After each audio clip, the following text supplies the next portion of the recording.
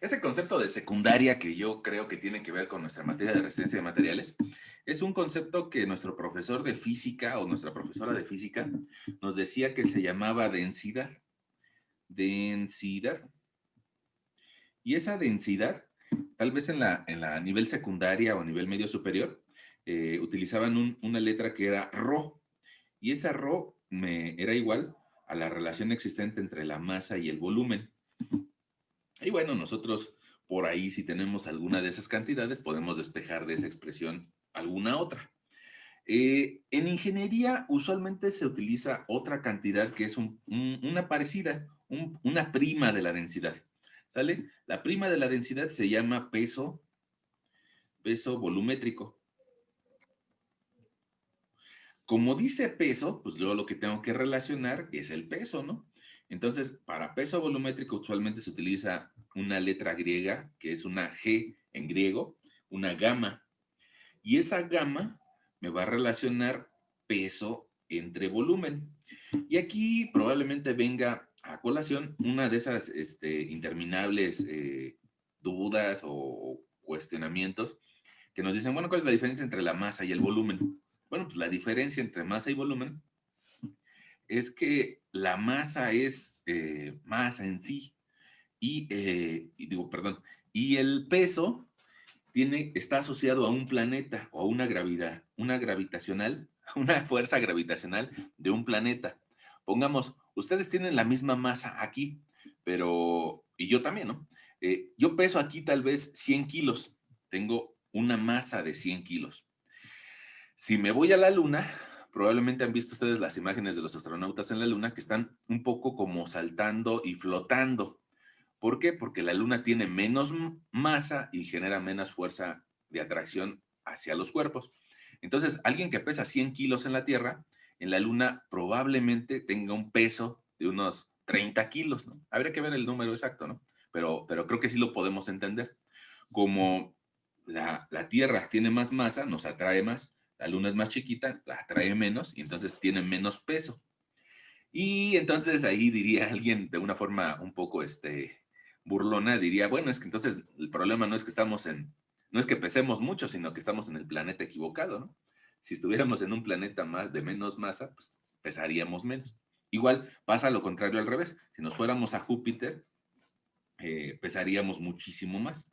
Ahora, desgraciadamente en nuestro país solemos utilizar la masa como si fuera peso. Y cuando nosotros vamos a comprar tortillas o compramos jamón, pedimos 1 kilogramo de tortillas o un cuarto de jamón, o incluso si queremos comprar materiales, compramos 1 tonelada de cemento o 1 tonelada de acero, de varillas. Ese es un problema que tenemos en nuestro país y que lo vamos a seguir teniendo por muchos años, ¿no?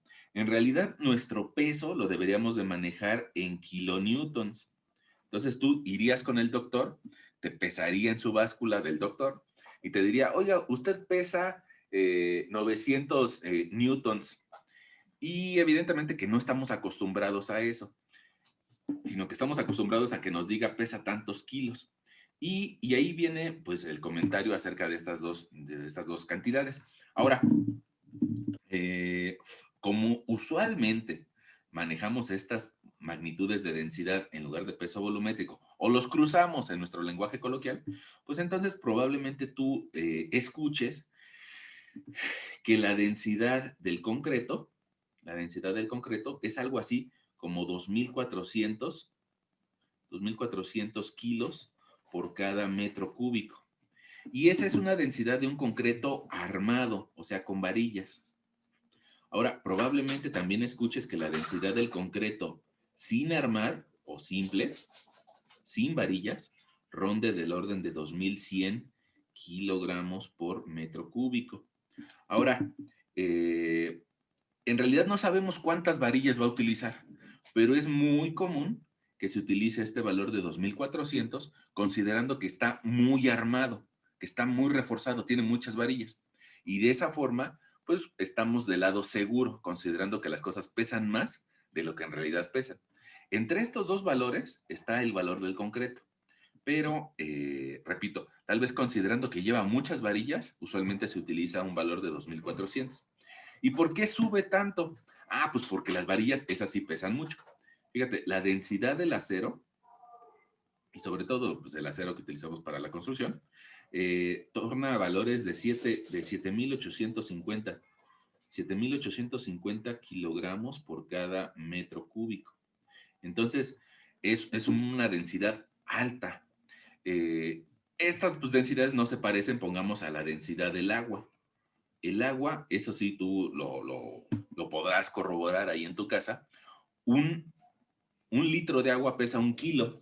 Entonces, eso nos lleva a una relación que 1,000 kilogramos de agua equivalen a un metro cúbico. Es una relación, pues muy sencilla, ¿no? De hecho, esta misma cantidad, dicho de otra forma, yo te podría decir, en un metro cúbico pesa 1 tonelada.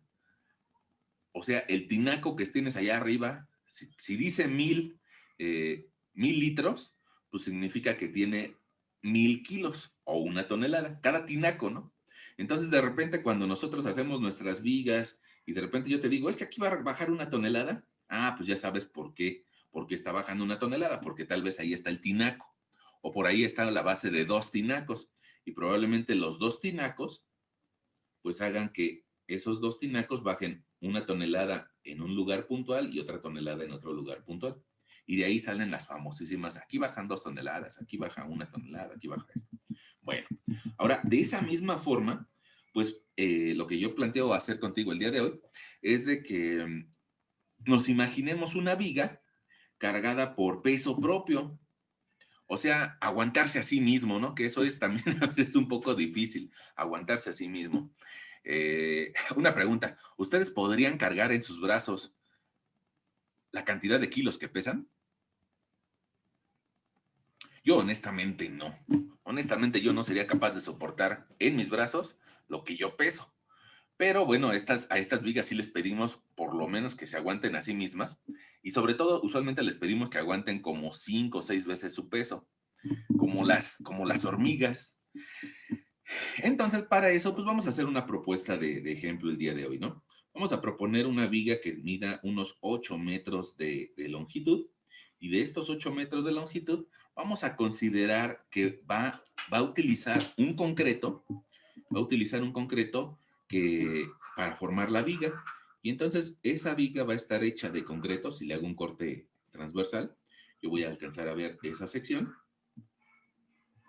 y probablemente va a tener una elevación o una altura, lo voy a proponer, es una propuesta, de, vamos a considerarle aquí 80 centímetros.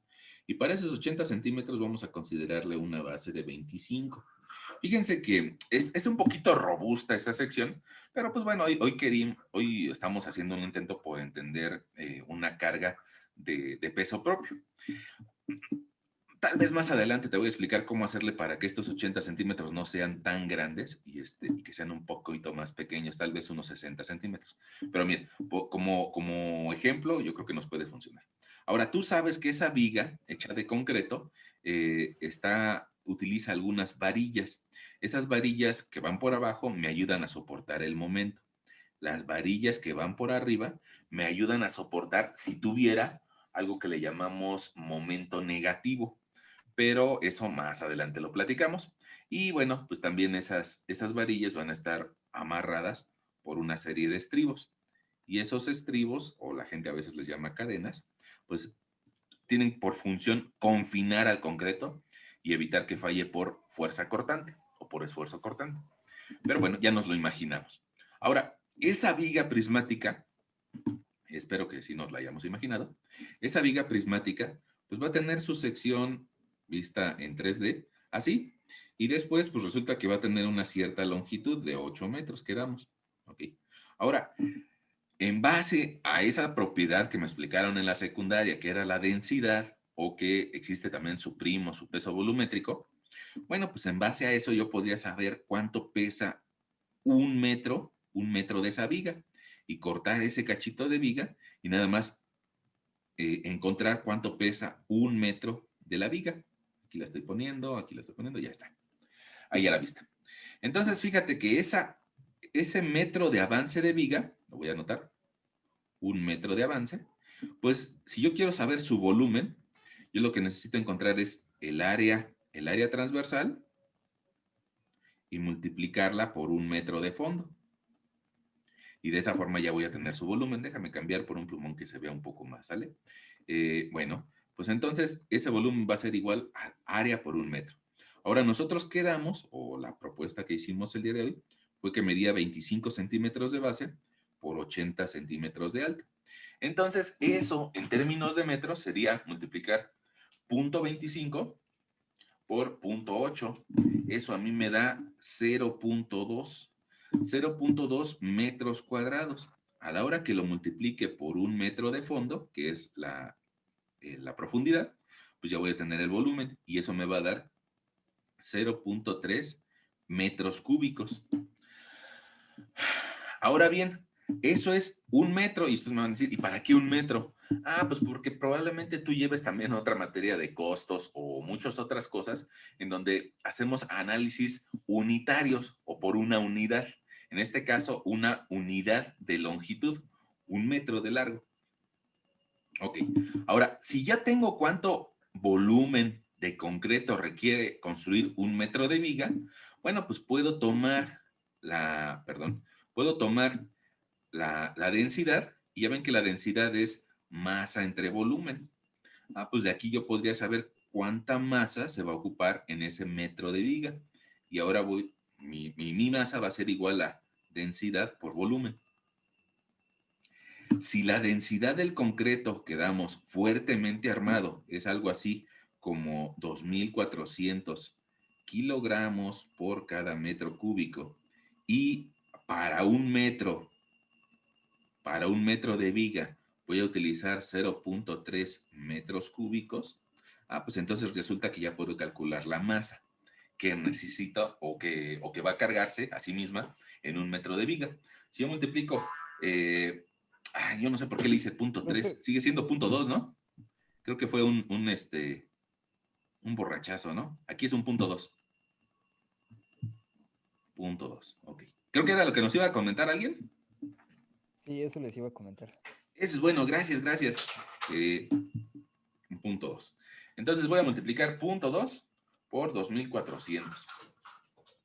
Y nos va a dar una masa igual a 480 kilos por cada metro. No es cierto. Fíjate, si analizamos las unidades son kilogramos por metro cúbico y metro cúbico. Entonces nos queda masa igual a 480 kilos. Pero esta, otra vez, es para 1 metro lineal. 1 metro lineal de viga. Nuestros primos, los que se dedican a la corrección ortográfica, nos dirían que los metros siempre son lineales, ¿no? Pero, o sea, ya no estamos diciendo aquí, o yo escribí un pleonasmo, ¿no? Al decir 1 metro lineal. Pero, bueno, a veces nos ayuda, cuando decimos 1 metro lineal, lo que queremos es que quede muy claro que en 1 metro de profundidad de viga van a pesar 480 kilos. Ahora, ¿qué pasa en mi viga si el primer metro pesa 480 kilos y el segundo metro otros 480 kilos y el tercer metro otros 480 kilos? Pues entonces, si cada metro va a pesar 480 kilos, entonces lo voy a escribir así y le voy a decir a mi lector que mi carga es de 480 kilos por cada metro. Por cada metro. Y ahí tengo una carga distribuida que va desde el inicio hasta el fin y que corresponde en este caso al peso propio. Órale. Ahora, si seguimos estrictamente lo que nosotros platicábamos la sesión anterior, pues lo que seguiría sería el hacer una sección. Y como nuestra carga no cambia, pues en realidad nada más tendríamos que hacer una sola sección y con eso acabaríamos nuestro problema. No hay diferentes cargas por ahí. Ahora, como eso ya lo sabes hacer, pues tal vez me interesaría que hoy viéramos otro método, que es este que te anoté por aquí, integración para cortante y momento. Integración, el método de las integrales. Ahora, una pregunta. ¿Cómo ven? ¿Vamos bien hasta ahí? Sí. Bueno, ok. Ahora, fíjense que...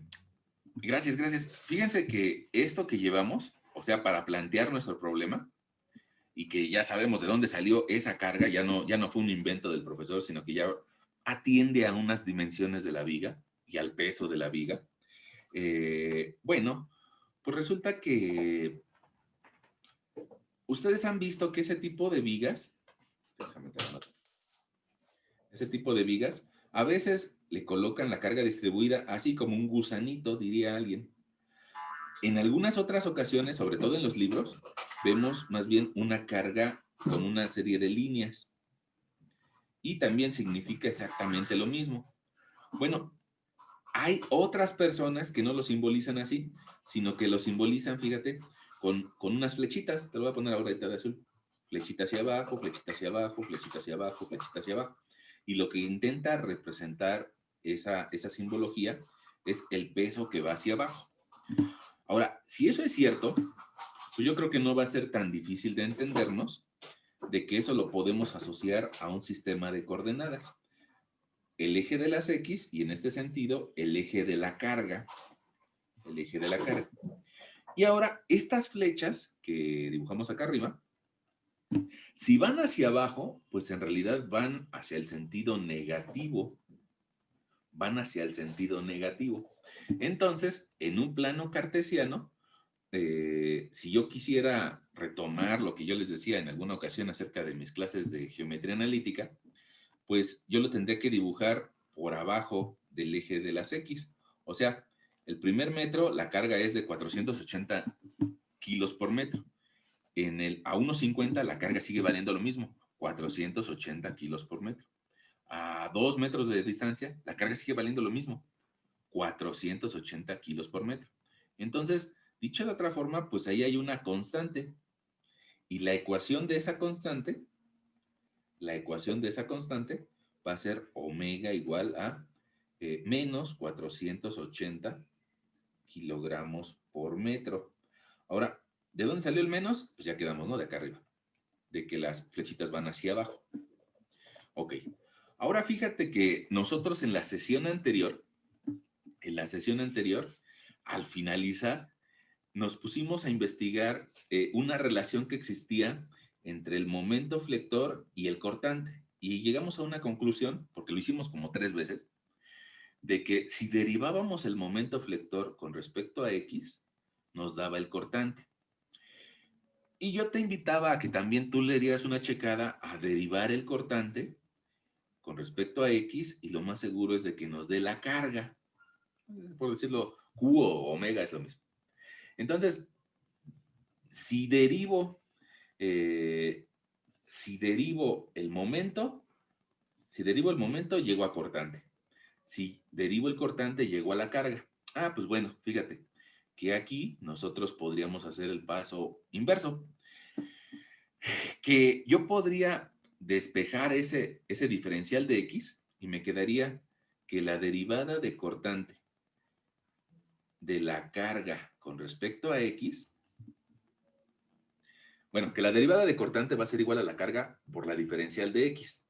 Y para quitarme yo a la diferencial, pues yo lo que podría hacer sería integrar de un lado la diferencial de cortante y integrar del otro. Ahora, si sustituyo, pues resulta que, fíjate, aquí está por acá. Si integro, que es el paso opuesto a derivar el cortante, pues entonces voy a llegar al momento flector. Entonces, la integral del cortante, me va a dar el momento flector. Espera, pero no, yo no voy en ese paso. Más bien aquí estoy integrando la diferencial de cortante, su resultado va a ser cortante. Y va a ser igual a la integral de la carga por diferencial de X. Ahora, ¿qué hago aquí? Pues voy a meter 480 kilos sobre metro, 480 kilos sobre metro, por diferencial de X. Fíjate, esa expresión, perdón, probablemente todo el choro anterior nos quede un poquito de laguna, pero esta expresión yo creo que ya es fácil de entender. Si el cortante va a ser 480 kilogramos por metro diferencial de X integral, pues entonces esa sí la puedo encontrar. Y resulta que mi cortante va a ser igual, integro esa expresión y me va a dar 480 kilogramos sobre metro. Ahí está la constante integral de diferencial de X.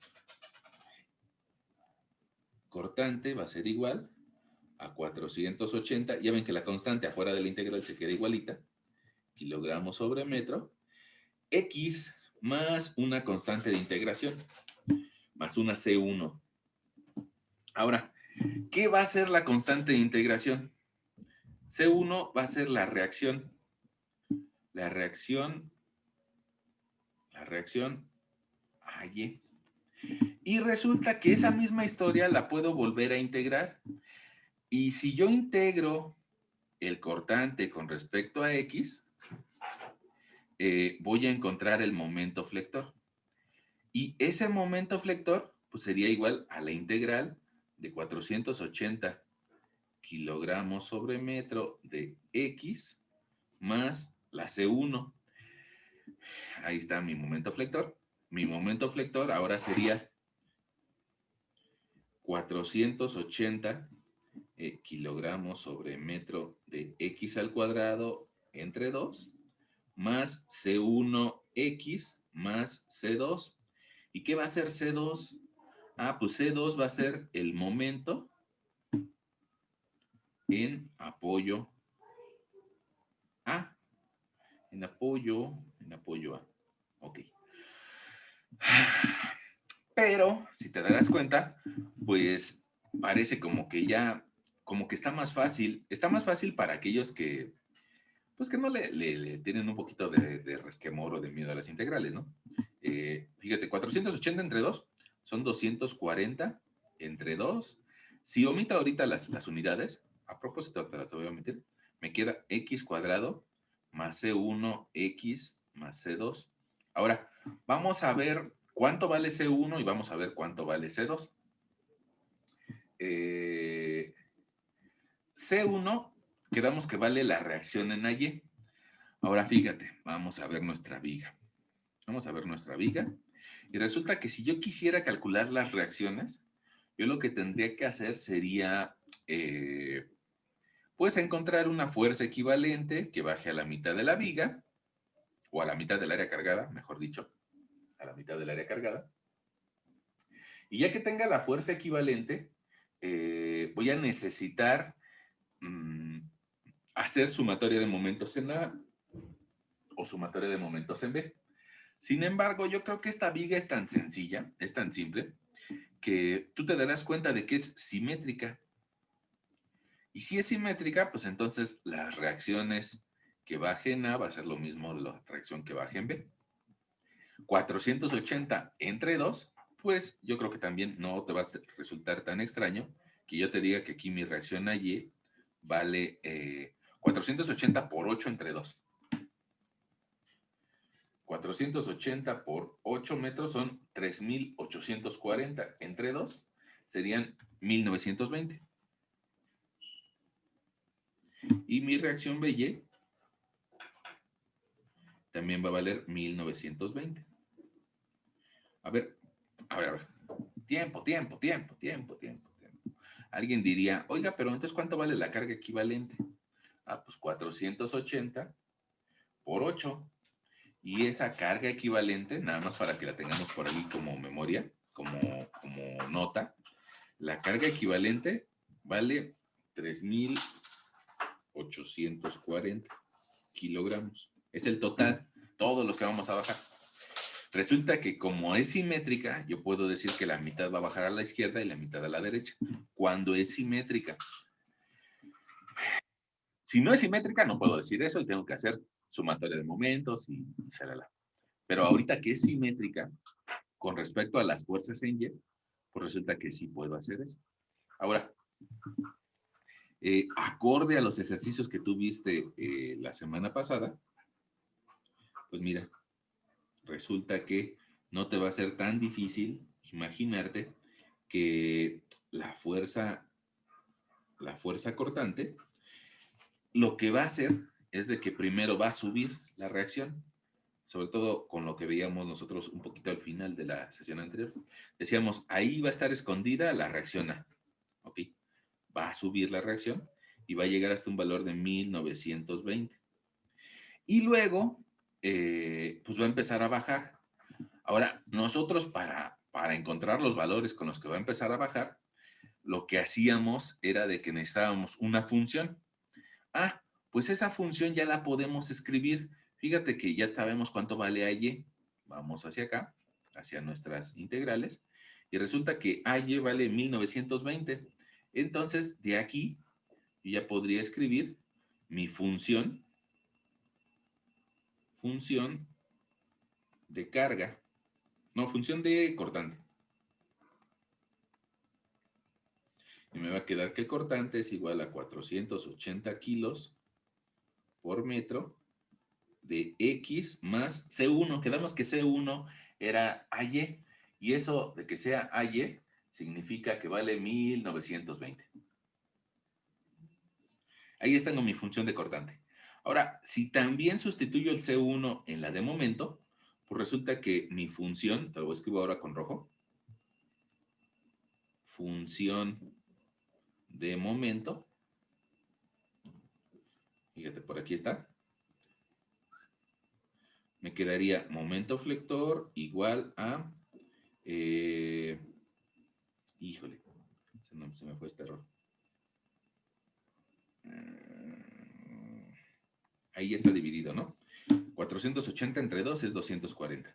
240 x cuadrada más 1920 x más una constante 2. Ahora, aquí te voy a decir tal vez algo nuevo. Constante 2 va a ser igual a 0 para apoyo fijo y apoyo móvil. Entonces, mi función de momento va a ser igual a 240 x cuadrada.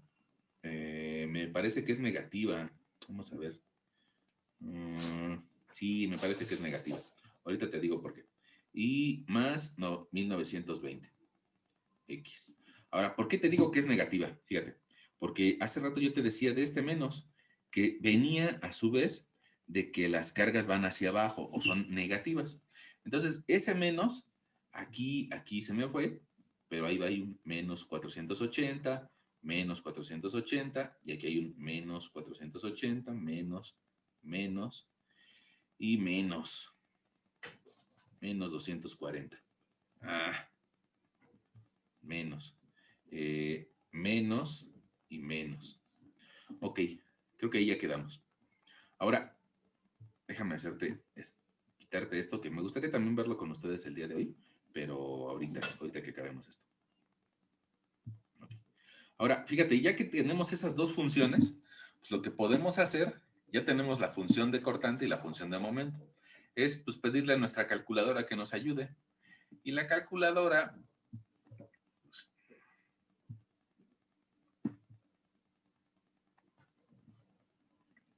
le vamos a decir, oye, ¿sabes qué? Quiero que me evalúes una tabla.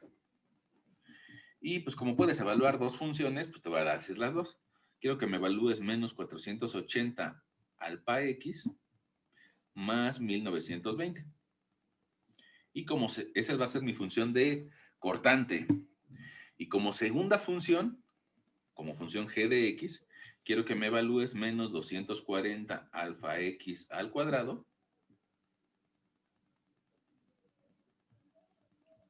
y que me evalúes esa misma expresión más 1920 alfa x. Y me dice, ¿dónde empiezo? Ah, pues quiero que empieces en 0. ¿Dónde quieres que acabe? Ya ven que nuestra viga mide 8 metros. Entonces, pues me interesa que acabe en 8 metros. Oye, ¿y cada cuánto te doy un valor? Ah, pues quiero que me lo des a cada 2 metros. Ahí está. Y entonces, ahí la calculadora nos está dando los valores de cortante y de momento. Los voy a copiar, yo creo que para tenerlos por aquí. dónde los vamos? Aquí, yo creo que aquí abajito. Los voy a copiar para tenerlos ahí en nuestra nota que al rato te comparto y que yo, si en alguna ocasión ven que no les comparto alguna nota y es de su interés, pues avísenme, ¿no? Y me dicen porque no es porque no se las haya compartido porque no quiera, sino porque tal vez se me olvidó. Entonces, si les debo una nota, yo creo que ahorita me dicen, ¿no? Entonces, fíjate, para x igual a 0, para x igual a 2, a 4, a 6 y a 8. Entonces me dice, el cortante va a valer 1920. Luego a 2 metros, 960. Luego a 4 metros, 0.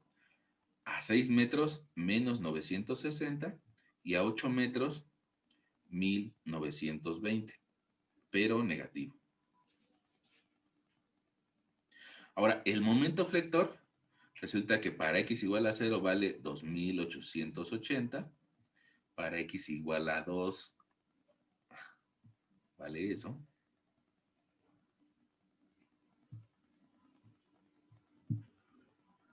Para x igual a 4, el momento flector vale 3840.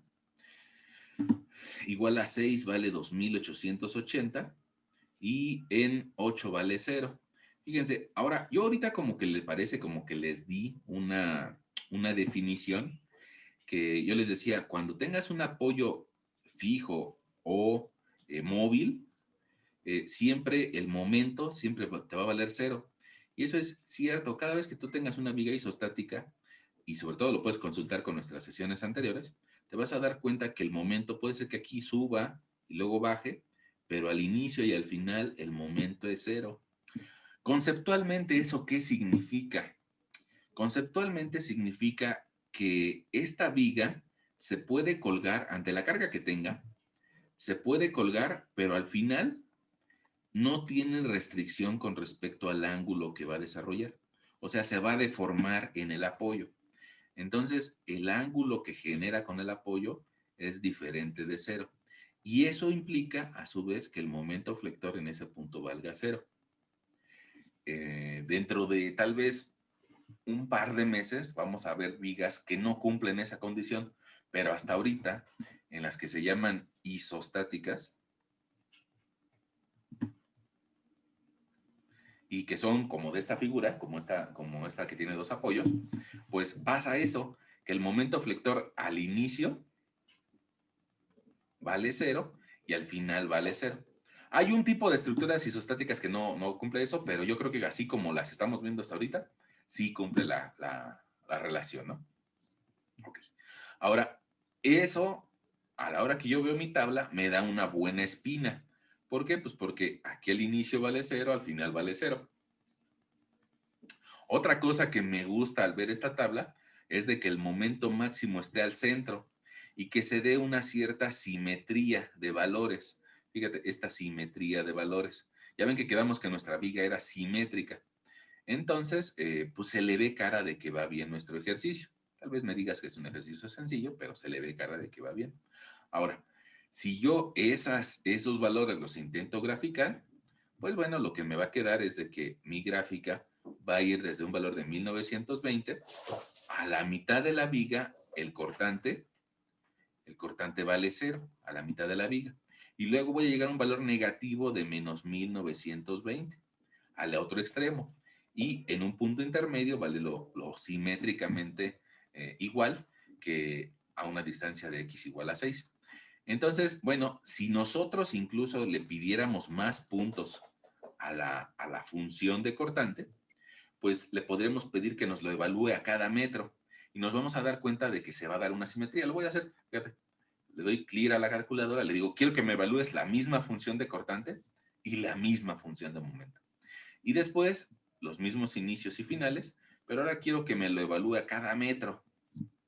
Ah, pues entonces nada más la calculadora, pues al fin y al cabo ella puede hacer miles de operaciones en un instante. Y fíjate, si te das cuenta, ahí hay una simetría. En x igual a 4, se produce que el cortante valga 0. Pero a partir de ahí, lo que crece a la izquierda también crece a la derecha. A la izquierda, a la derecha. Y bueno, eso se da otra vez porque tengo una viga simétrica. Con respecto a lo que habíamos platicado la sesión anterior acerca de que parece que se esconden las reacciones, bueno, pues aquí lo estamos viendo, ¿no? Esta reacción de 1920, pues es esta. ¿Ya está? 1920. Esta reacción de 1920, pues también está por aquí escondida, que va desde un valor negativo hasta llegar a un 0. Y si me pongo a graficar la gráfica de variación de momentos, pues resulta que ahora mis momentos empiezan y acaban en 0, empiezan y acaban en 0, y siempre esa es una regla importante que recuerdes. Cuando cruza la gráfica de cortantes un 0, voy a tener un momento máximo. Y en este caso, pues bueno, si yo me le quedo viendo a los datos por acá, fíjate que empieza en 0, luego empieza a crecer a 1680, luego sigue creciendo a 2880, luego sigue creciendo a 3600, llega a un valor máximo de 3840 kilogramos punto metro, y a partir de ese valor empieza a bajar. Si soy un poquito cuidadoso con cómo graficarlo, me va a salir que es una parábola, una curva de grado 2. Ahora, ¿por qué te digo que es una curva de grado 2? Pues porque así nos dio la función de momento, fíjate. Déjame hacerle zoom. Aquí la tienes por aquí. Es una curva que con ese símbolo negativo nos está diciendo que abre hacia abajo. Con este término al cuadrado nos está indicando que es una parábola. Y que con este término, bueno, pues en realidad no nos está diciendo nada. Más bien, habría que encontrar de tus clases tal vez de álgebra la forma de factorizar esa expresión para que nos diga un poquito de más cosas con respecto a qué valor de X es simétrica. Pero pues eso no es parte ni lo vamos a ocupar nosotros, ¿no? Yo creo que con eso es más que suficiente. Ahora, fíjate, todavía no acabamos, pero ese fue el método de integración para encontrar cortante y momento de una viga que nada más se aguanta a sí misma su peso propio, ¿no? Que sobre todo si estamos en una materia de resistencia de materiales, pues es importante entender eso, ¿no? Si se puede aguantar a sí misma. Algún día, nosotros vamos a hacer otras dos gráficas aquí abajo. Pero para este ejercicio yo creo que en esta etapa del curso que llevamos lo podemos dejar por aquí. Y podemos, porque tenemos tiempo, podemos hacer otro ejercicio también sencillo, un poquito más difícil, pero que también lo vas a ver en la vida cotidiana, ¿no? Ahora, fíjate, este nuevo ejercicio que te planteo es el de un muro inconcluso. Ese muro inconcluso probablemente tú lo habrás visto en alguna casa cerca de donde vives, donde algún vecino, no sé por qué bien, no sé por qué la razón, pues habrá que preguntarle al vecino, pero tal vez hizo su casa por autoconstrucción o por lo que quieras, y resulta que adentro de su casa, bueno, pues nosotros alcanzamos a ver que tiene tal vez un garage, o que tal vez tiene una sala, o tiene alguna recámara. Pero también probablemente veas que tiene algún muro así, como que a veces en las colonias populares pasa eso, tal vez yo lo estoy refiriendo a una colonia popular, en donde dejaron algún muro como en escalerita, y ese muro en escalerita, pues evidentemente que no me va a dar un peso distribuido, ¿no? Uniforme, ya ven lo que acabamos de hacer, nosotros ocupamos una carga así, uniforme. Ahora ya no tenemos una carga uniforme, sino más bien tendríamos una carga triangular, ¿no?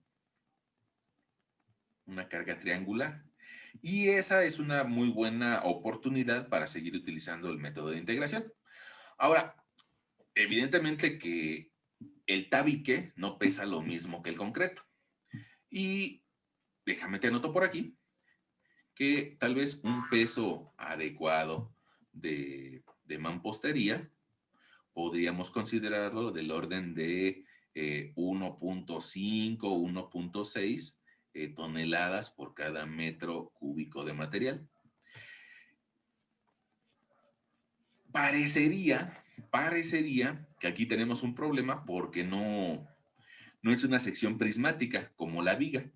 La viga, yo hace un momento yo te decía, fíjate, aquí yo tengo un prisma y que se hace, lo extruimos, ¿no?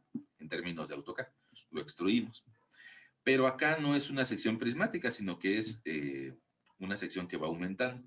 Bueno, pero, aunque no es prismática, pues de alguna forma sí la puedo llegar a considerar como prismática. Fíjate, ¿qué pasaría si acá arriba yo tomo un cacho de muro y a ese cacho de muro lo transformo en un prisma? Entonces, ese cacho de muro, ahora que va a medir lo que tenga de altura, lo transformo en un prisma y de esa forma calculo su volumen. Y si ya calculo su volumen, pues puedo encontrar su masa a través de utilizar la densidad, ¿no? Ahora, bueno, no sé si alguien de ustedes nos pudiera abrir su micrófono y nos quisiera decir cuánto quiere considerarle aquí de alto a ese entrepiso, a esa vivienda. 3 metros. ¿3 metros? Ok, vamos a considerarle aquí 3 metros. Una pregunta, ¿cuánto le quieres considerar? ¿Cuánto le quieres considerar de distancia a ese claro? 5 metros. 5. ¿Alguien decía otra medida? Está bien, 5. Bueno, ahora, 5 está bien en el sentido de que, pues, un carrito, ¿qué será? Un Tida, pues tal vez medirá unos 4.50, ¿no? Entonces, pues sí, tal vez aquí me queda medio metro para ponerle la casa al perro, ¿no? El Firulais aquí anda. Alguien que diga, no, pues es que yo quiero tener 3 perros, ¿no? Tal vez ahí ya no entre en 5 metros, ¿no? Pero 5 metros suena bien, ¿sale? 5 metros. Bueno, entonces, a partir de esas dimensiones que ustedes me dijeron, pues podríamos nosotros imaginarnos una viga. Tal vez alguien me diría que en un sentido estricto, esos no son los apoyos para esa viga, sino que los apoyos para esa viga tendría que ser empotrados. Pero, acorde al nivel de conocimiento que nosotros traemos, pues nos lo podríamos imaginar así, como una viga. Quedamos por ahí que iba a medir 5 metros de largo, esa viga, y que iba a tener una carga triangular por la mampostería que está ahí arriba. Se la voy a poner ahorita de color verde, ¿sale? Ahora, esta carga triangular, no sé si les haya tocado o no, pero pongamos ahora que yo hice examen de estática, le pedí a mis alumnos que, bueno, a los chavos que estaban haciendo el ETS, que calcularan una viga con una carga triangular. Y bueno, pues ahora ya que tenemos esa viga con una carga triangular, lo que nos está haciendo falta es determinar cuál es la presión 1 o cuál es la carga 1 al inicio, y evidentemente que la podemos considerar como 0, y cuál es la carga final. Esa carga final, pues va a ser lo que pese el prisma de ese muro en su condición más alta. Uno de sus compañeros nos dijo que le consideráramos 3 metros de alto. Ah, pues va. Entonces, con eso podemos calcular su volumen. Y entonces, su volumen va a ser igual a un espesor de tabique. Y tal vez, yo creo que no suena tan descabellado considerarle un espesor de tabique del orden de 0.14 metros, o sea, 14 centímetros. Y esos 14 centímetros lo vamos a multiplicar por 1 metro de fondo. Y ese metro de fondo también, o esa área, la vamos a multiplicar por una altura de 3 metros para encontrar su volumen. Y de esa forma, pues vamos a llegar que nuestro volumen va a ser igual a 3 por 0.14 por 1 metro. Y eso nos va a dar 0.42. Volumen igual a 0.42 metros cúbicos. Ahora bien, si la densidad que le podemos considerar a ese muro de tabique o de bloque hueco, ¿eh? Ese valor de 1.5 suena más como de bloque hueco, del orden de 1.5 toneladas por metro cúbico, pues entonces podríamos nosotros despejar y encontrar que la masa va a ser igual a volumen por densidad. Mi masa va a ser igual a 1.5 veces toneladas metro cúbico por un volumen de 0.42 metros cúbicos. El último metro del muro, ¿no? Y eso me va a arrojar un valor de 0.63. 0.63 toneladas por cada metro. Y ya tengo entonces el valor del otro extremo, 0.63 toneladas por metro. Y ahí tengo una carga que va variando desde 0 hasta 0.63. En esta ocasión no es una viga simétrica, entonces no podría yo argumentar fácilmente cuánto vale la reacción A y cuánto vale la reacción B. Pero lo que sí puedo hacer es encontrar una carga equivalente y hacer una sumatoria de momentos para encontrar el resultado de la reacción A y de la reacción B. ¡Tiempo! ¿Vamos bien? Sí, profe. Sí, profe. Qué bueno, vamos en el mismo viaje, ¿no? Ok. Bueno, pues entonces resulta que si yo quisiera encontrar la carga equivalente de ese sistema de fuerzas, pues mi carga equivalente va a pasar a 1/3 del triángulo, o sea, en su centroide. Y ahí hay una buena razón por la cual los profesores de la mañana dicen que hay que ver primero centroides antes de ver vigas. Porque pues alguien podría argumentar el hecho de que ustedes todavía no saben calcular centroides. Pero en realidad para una figura tan simple como un triángulo, pues su centro de geométrico va a estar a 1/3 de la longitud. 1/3 de 5, 1/3 de 5, pues es 1.66. 1.666. Y ahí va a bajar una carga equivalente. Esta carga equivalente va a ser igual al área del triángulo, que sería base por altura entre 2. 5 por 0.63 entre 2. Y eso nos da 1.575 toneladas. Ahora, cuando yo haga sumatoria de momentos en A, pues voy a tener que multiplicar esa carga de 1.575 toneladas por una distancia de lo que me hace falta para llegar a los 5 metros de ese 1.66, que sería 5 menos 1.666666, 3.33.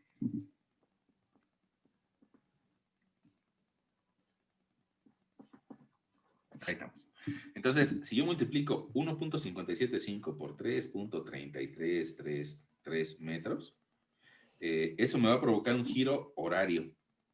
Y el que se va a oponer va a ser la reacción BY, multiplicada por 5 metros. Y esa expresión me tiene que dar 0. Entonces, mi reacción BY va a ser 1.575 por 3.3333 entre 5 metros. Y eso a mí me dio 1.005 toneladas. Ahora, si hacemos lo mismo, sumatoria de momentos en B igual a 1.575 toneladas multiplicada por una distancia de 1.666 metros negativos. Esta operación tiene que ser negativa.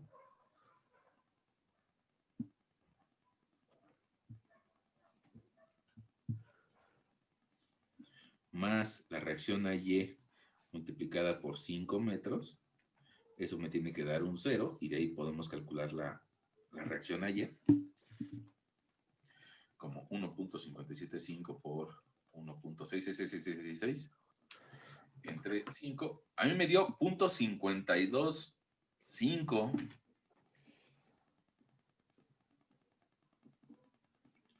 toneladas. Ahora vamos a ver si tiene lógica eso.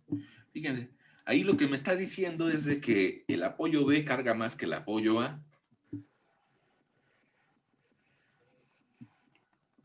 Pues yo creo que sí tiene lógica, ¿no?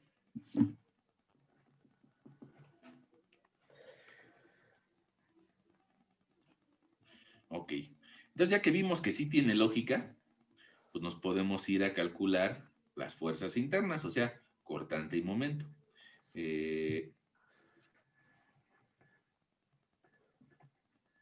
Ahora, vamos a hacer exactamente lo mismo que hicimos hace rato con nuestro ejemplo anterior y vamos a plantear un plano cartesiano. Ese plano cartesiano nos va a permitir calcular la carga. Y ahora la carga, en un sistema X contra Y, ahora la carga, igual que lo hicimos en el ejemplo anterior, empieza en 0, pero ahora va a empezar a bajar y me va a dar un valor máximo de menos 0.63. Esa gráfica que me va a dar un valor máximo de 0.63, ¿sí es 0.63? Sí, sí es 0.63. Resulta que usando mis clases de geometría analítica, yo podría encontrar la ecuación de esta recta que te estoy dibujando un poquito más fuerte. Y me van a decir alguien de ustedes, yo sé que me va a decir alguien, híjole, profe, es que en esa clase de geometría analítica, la verdad, nos íbamos al billar, ¿no? O cosas así, ¿no? Y probablemente no nos acordemos de esa clase. Pero, pues déjame te la recuerdo.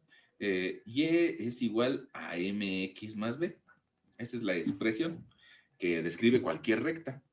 Entonces, si cualquier recta la puedo describir de esa forma, y en este caso la ordenada al origen, o sea, b, es igual a 0, pues entonces ya nada más me va a quedar que y es igual a mx, porque quedamos que b valía 0.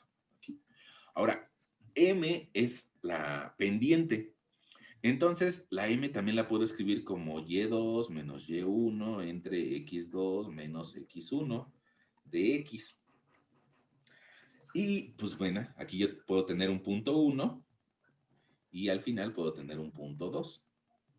Y de esa forma resulta que mi expresión ya no y, sino que en lugar de ser y, le voy a decir que va a ser el eje de las cargas. Entonces, en lugar de ser y, yo me voy a corregir a mí mismo y le voy a decir que mi carga va a ser menos 0.63 menos 0 entre la distancia a la que está actuando esto son 5 metros. Entre 5 menos 0 de x. Y resulta que mi expresión de carga me va a quedar menos 0.63 entre 5 de x. Otra vez, ya nada más para simplificarlo y para matarla, voy a decirle, mi expresión de carga es igual a 0.63 entre 5, me da 0.126x negativo, se me olvida el negativo.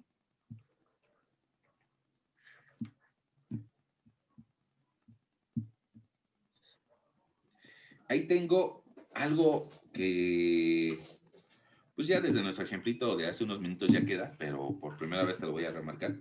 Esta sería mi función de carga. Si es una función, significa que para cada valor de x hay uno de y. Si x vale 0, pues no hay carga, porque es cuando empieza el muro. Si x vale 5, hay una carga de 0.63, que es cuando tiene más altura el muro. Pero bueno, pues puedo yo utilizar, multiplicar x a la distancia que yo quiera y saber en ese punto cuánta carga está bajando. Ahora, si tengo la función de carga, pues la integro, la función de carga con respecto a x, y me va a dar el cortante. Y entonces, pues te vas a dar cuenta que integrar esa expresión es muy sencillo, ¿no? Me va a quedar menos 0.126 x cuadrada entre 2 más una constante 1.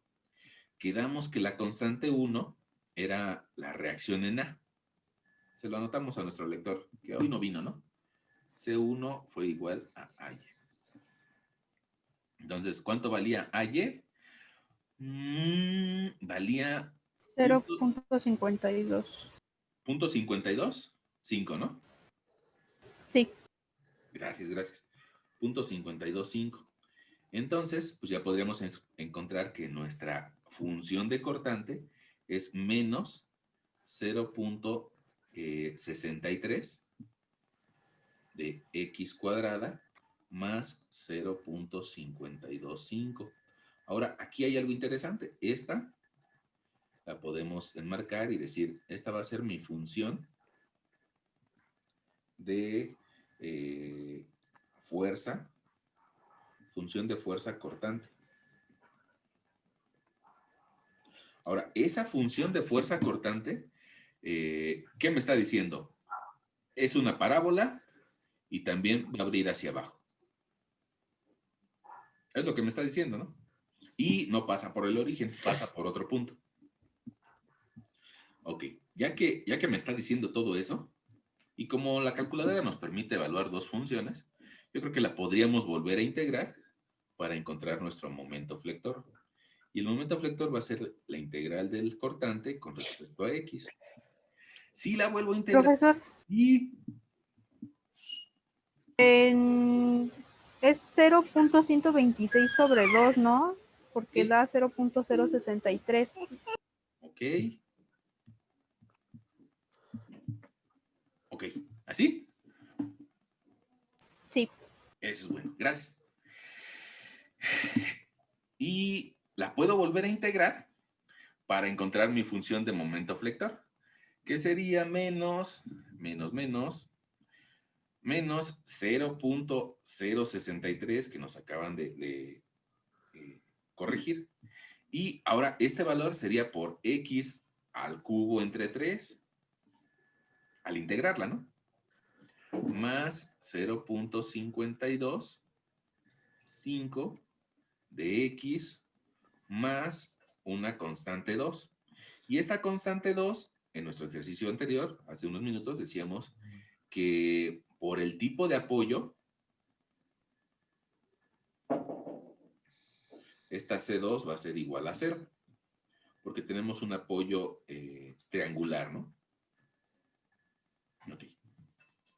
Y entonces resulta que nuestra expresión que me permite medir la variación del momento flector, me queda como menos 0.021 de x al cubo más 0.525 x y ya.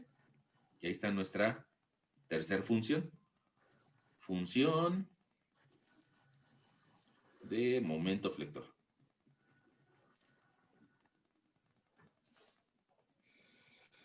Ahora, ¿qué hacemos con eso?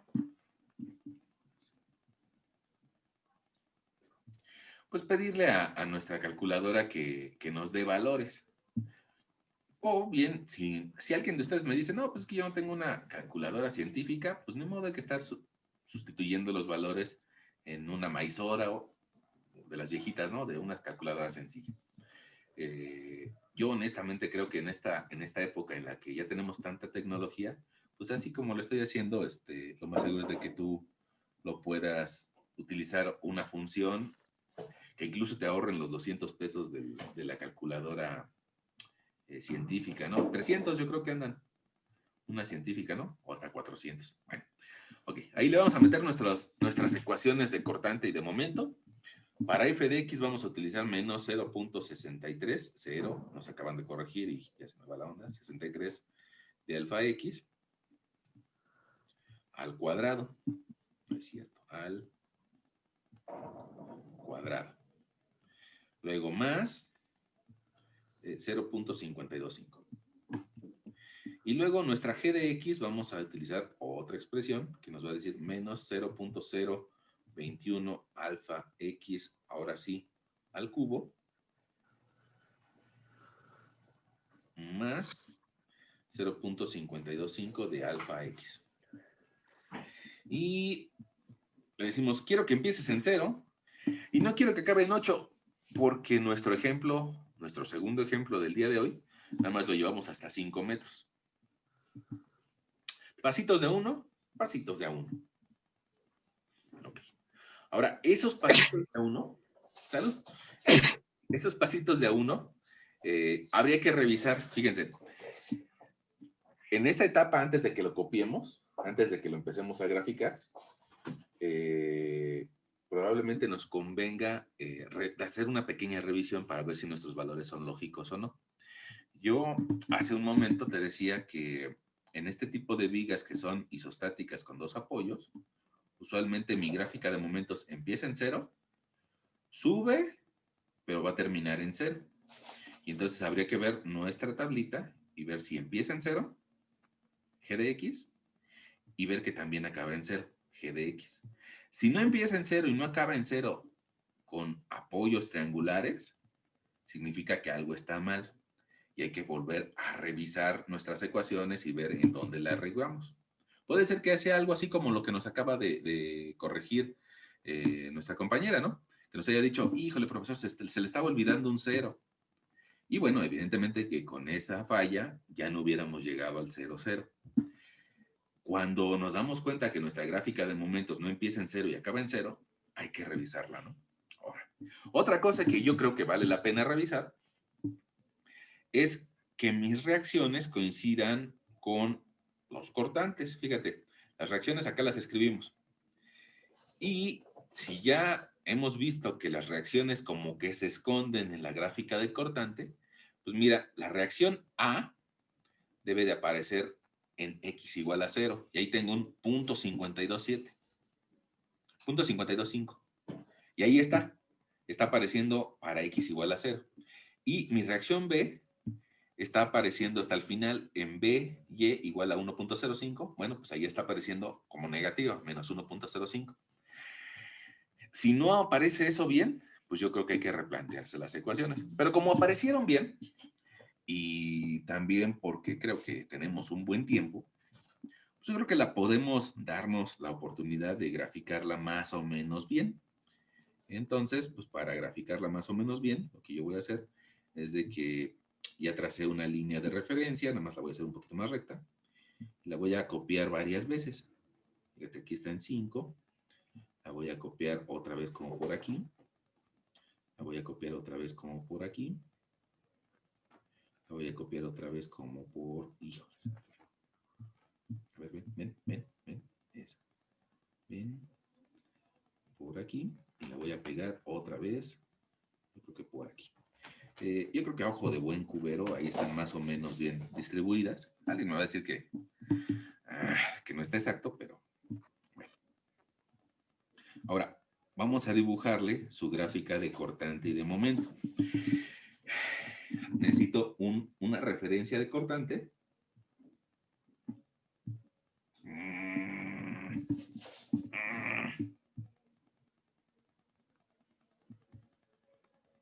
Se me cerró. Necesito una referencia de cortante. Y necesito también una referencia de momentos. Ahora, voy a volver a abrir mi calculadora. Eso me pasa por no copiar los datos, por no copiar los resultados. Pero lo bueno es de que la calculadora guarda las funciones, ¿no?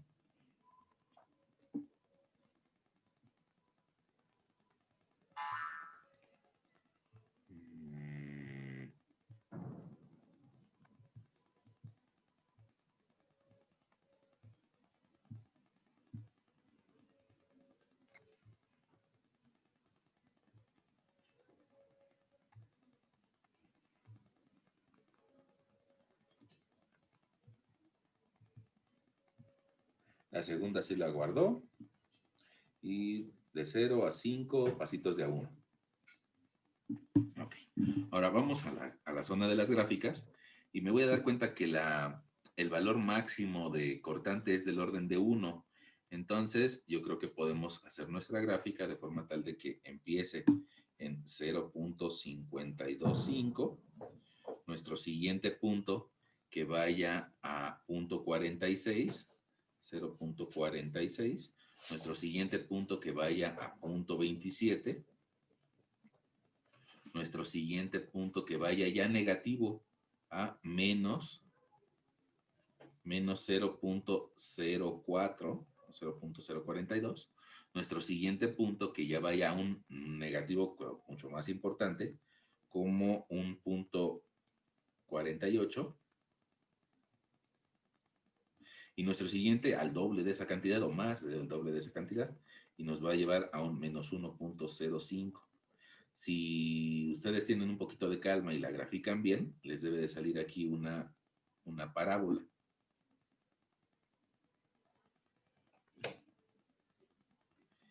Y esa parábola, bueno, pues quedamos de que es producto de nuestra función que es cuadrática.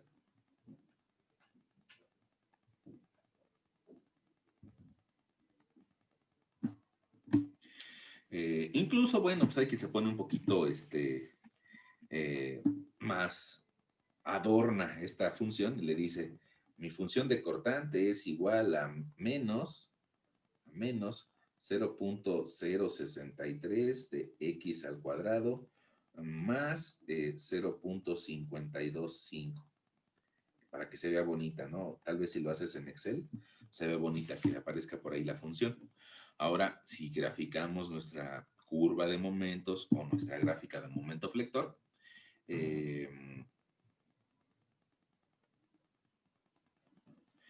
pues lo hacemos.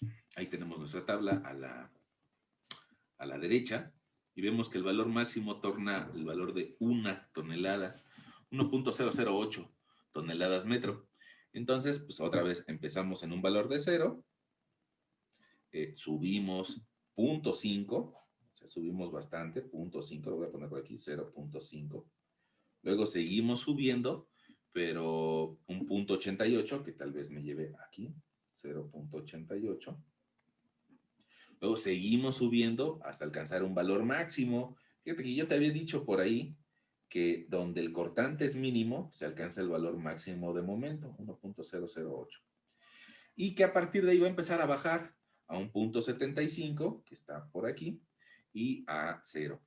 Ahora, esta gráfica probablemente valga la pena, yo creo que vale la pena, que le diéramos más puntos para observar que no es una parábola. Esta ya es una función al cubo. Esta función al cubo, momento flector, es igual a menos 0.021x al cubo más 0.525 de x lineal. Ok. Ahora, esta función al cubo resulta que ya no es simétrica, sino que está cargada del lado derecho. Y eso, te digo, tal vez graficándola con un mejor sistema de graficación, ¿no? De una mejor forma, pues vamos a darnos cuenta de que está cargada a la derecha. Ahora, fíjate, yo con la calculadora podríamos buscar en qué lugar está el momento máximo, porque ahí estamos muy cerca del momento máximo, pero no estamos encontrando el momento máximo. ¿Por qué te digo eso? Porque el valor que tenemos graficado no vale 0. En el punto en el que el cortante valga 0, que es un poquito antes de 3, ahí vamos a encontrar el momento máximo. Y vas a ver que en esta ocasión varía muy poquito, ¿no? Pero bueno, si fuera nuestra intención aferrarnos, ponernos intensos, a querer encontrar a fuerzas el momento máximo, pues entonces una opción que yo te daría sería, pues evalúalo cerca, con la calculadora. Con la calculadora. Fíjate, si ya tenemos las funciones, ahora lo que le voy a decir es de que quiero que evalúe desde 2.9 hasta 3, para que nada más evalúe un pedacito muy pequeñito, de 2.9 hasta 3, y quiero que lo evalúe a cada punto 1. Y entonces, bueno, de punto 9 hasta 3, pero quiero que lo evalúe a cada punto 0.1, para tener ahí varios puntos de comparación. Y cuando yo encuentre el cortante nulo, cuando encuentre el cortante de 0, no lo encontré.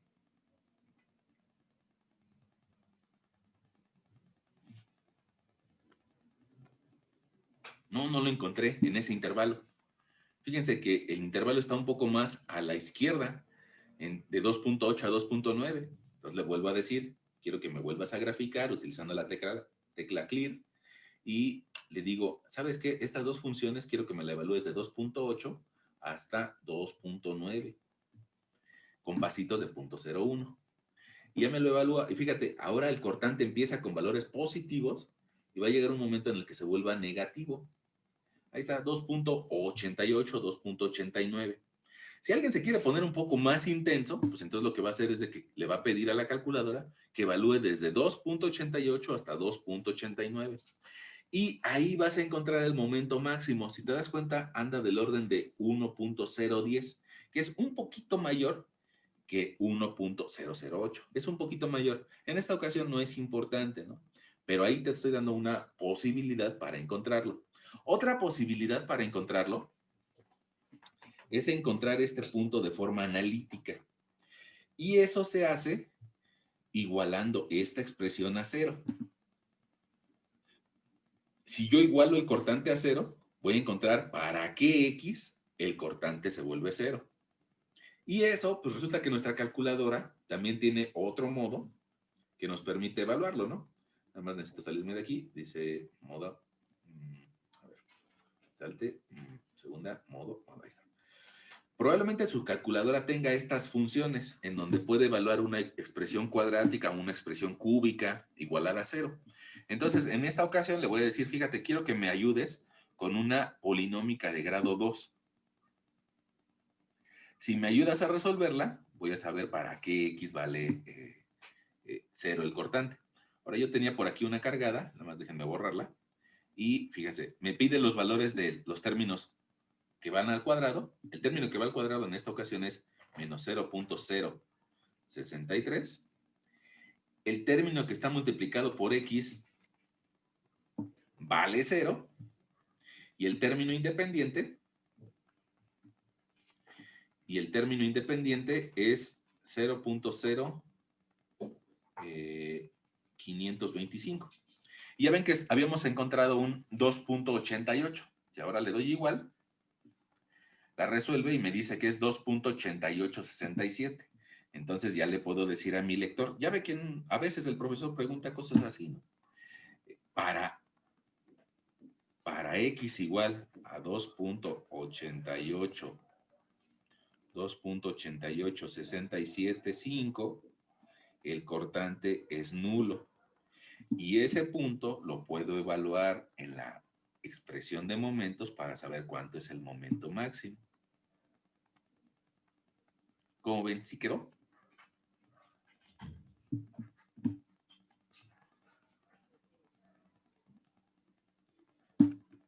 ¿O me puse intenso?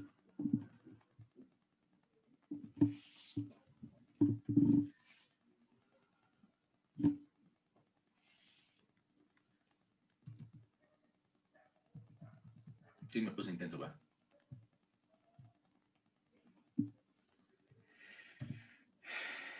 Bueno, siguen ahí. Pues más o menos. Bueno, una pregunta.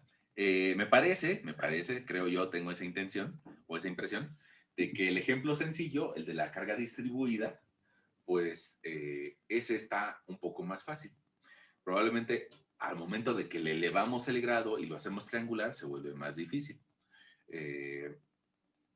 Pero yo creo que al de carga distribuida sí le agarraron la onda y habría que masticarlo más despacio, alguien diría por ahí, el de la carga triangular. Yo creo que masticándolo un poquito más despacio o viendo el video y darle pausa, a ver, aquí qué, ya le entendí. Probablemente ya nos quede claro, ¿sale? Al fin y al cabo, tanto en las sesiones anteriores como en esta, lo que estamos encontrando es una función, una expresión matemática que me permite evaluar el cortante o una expresión matemática que me permite evaluar el momento. Si yo les preguntara cuántos ingenieros de la vida práctica saben hacer funciones de cortante y funciones de momento, probablemente me digan que pocos. O probablemente les diga que pocos. pero en esta etapa de su vida académica, pues yo creo que es importante que la aprendan a hacer. Y también les voy a enseñar un poco más adelante una forma de evitarse todas esas expresiones.